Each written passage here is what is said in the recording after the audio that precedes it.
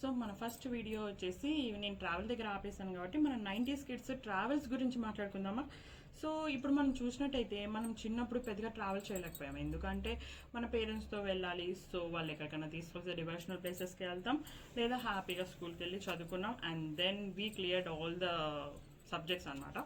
So హ్యాపీగా BE వరకు complete చేసాం. బీఈలో కూడా వెళ్ళామంటే బై బేబీ పేరెంట్స్ సపోర్ట్ చేస్తే మన బీటెక్ ఫ్రెండ్స్తో 1 or 2 ట్రిప్స్ వెళ్ళి ఉంటాం.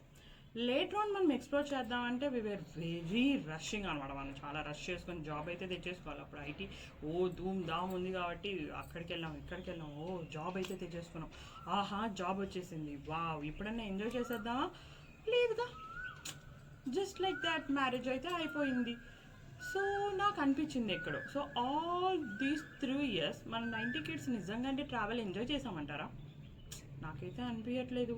మీరు ఎవరైనా ఎంజాయ్ చేసింటే నాకు కామెంట్ చేయరా ప్లీజ్. నా వీడియోస్ మీకు నచ్చినట్టయితే ప్లీజ్ లైక్ చేయండి, షేర్ చేయండి అండ్ సబ్స్క్రైబ్ కూడా చేయండి, మర్చిపోకండి. Thank you, bye bye.